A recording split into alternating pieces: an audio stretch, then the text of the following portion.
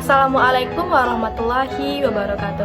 Halo teman-teman semuanya, perkenalkan saya Imatul Hairani dengan NIM 20231018 dari Prodi Pendidikan IPA. Kali ini saya ingin menjelaskan mengenai materi kita tentang administrasi layanan ataupun manajemen layanan khusus. Ini merupakan salah satu pemenuhan tugas administrasi dan supervisi pendidikan.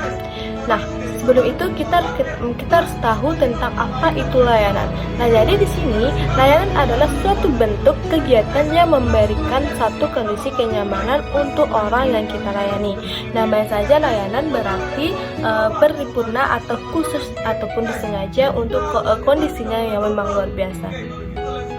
Nah, dari sisi teori, dalam bahasa Indonesia, layanan khusus berarti itu benar-benar sesuatu yang mampu atau memang menjadi standar atau dasar untuk dilayani.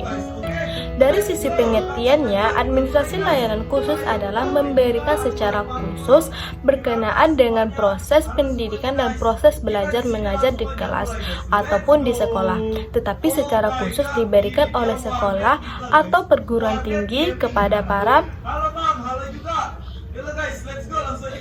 para peserta didik agar mereka lebih nyaman dan lebih merasa puas, lebih optimal dalam pelaksanaan proses belajar mengajarnya. Jadi meskipun tidak secara langsung, namun layanan khusus ini memberikan dampak yang baik, positif maupun negatifnya.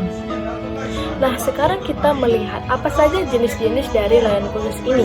Di antaranya ada layanan perpustakaan, layanan laboratorium, UKS, kafe, sarana ibadah, asrama, layanan koperasi, layanan transportasi, dan toilet. Ternyata juga termasuk ke dalam kategori layanan khusus. Nah, mari kita bahas lebih rinci lagi mengenai layanan tersebut. Yang pertama, layanan perpustakaan. Dalam pikiran kita, perpustakaan adalah tempat sejuk dan bersih yang menyediakan sumber-sumber belajar, di mana adanya buku, apalagi menurut dalam pikiran kita, perpustakaan itu adalah tempat sejuk dan bersih yang menyediakan sumber-sumber belajar berisi buku, apalagi menurut perkembangan zaman sekarang, buku-buku itu ada yang elektronik, dimana contohnya seperti e-book, jurnal, artikel, dan kita dapat hunting dunia lewat jejaring atau bermain. Yang tidak dapat disalahkan mengapa anak-anak zaman sekarang ini daya bacanya itu rendah, karena tidak semua layanan ini tersebut disediakan secara minim, dimana khususnya dimana kenyamanannya itu layanan itu berkurang. Nah, fungsi dari perpustakaan tersebut pun diantaranya ada fungsi informasi, di mana yaitu tempat mencari informasi yang berkenaan dengan pemenuhan rasa ingin tahu siswa, di mana berarti ini diperlukan juga nih oleh mereka adalah perangkat komputer yang lengkapnya diikuti dengan sinyal wifi yang kuat. Yang kedua ada fungsi pendidikan, di mana di sini artinya memberikan kesempatan kepada siswa untuk memperluas atau menambahkan wawasan pengetahuannya, mempelajari kembali suatu materi-materi yang diperlukan yang telah diberikan oleh guru, sehingga bisa melengkapi tugasnya, mencari tugas dan menyelesaikan tugas yang telah diberikannya. Dan yang ketiga ada fungsi rekreasi. Nah, di sini fungsi rekreasi itu yaitu sebagai fungsi agar pikiran siswa dapat terbuka melalui laptop ataupun komputer di dunia luar. Fungsi penelitian. Nah, di sini fungsi penelitian itu yaitu menggunakan perpustakaan sebagai jawaban terhadap apa yang ingin diketahui, terhadap berbagai pertanyaan ilmiah yang ada di pikiran. Nah, selanjutnya kita bahas mengenai layanan laboratorium. Merupakan sarana penunjang pembelajaran baik itu tertutup maupun terbuka yang digunakan oleh guru dan siswa, di mana pelaksanaannya itu seperti praktikum, penyelidikan ataupun penelitian, percobaan, pengembangan, dan bahan-bahan pembekuan. Setiap lembaga sekolah atau perguruan tinggi harus mempunyai laboratorium, di mana serta layanan laboratorium yang mumpuni sebagai proses pendukung pembelajaran.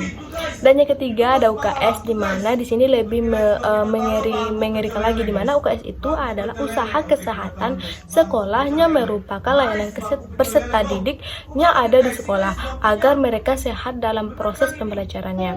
Jadi ketika terjadinya suatu kondisi yang membuat mereka perlu akan layanan kesehatan, mereka punya tempat, tidak harus dibawa pulang ataupun ke rumah sakit. Nah, tapi ada layanannya ini minimal jika kondisinya memang ada pada frekuensinya masih bisa diatasi, sehingga menjadikan peserta didik sebagai sasaran utama dalam konteks UKS ini, dan personalitanya sekolah lainnya sebagai sasaran tambahan. Dan yang keempat ada kafe, di mana kafe ini adalah kriteria adalah layanan makanan, di mana minuman yang dibutuhkan peserta didik pada waktu istirahat. Pada saat mereka tidak tempat saat sarapan, sehingga tidak menjadi gangguan ketika mereka telat datang ke sekolah dan tidak mungkin sarapan di rumah. Guru memberikan kesempatan kepada mereka untuk sarapan terlebih dahulu, namun melalui strategi yang sudah didesain sehingga tidak dijadikan peluang bagi siswa untuk melarikan diri dari sebuah mata pelajaran tertentu. Dan yang kelima, sarana ibadah, di mana contohnya musola.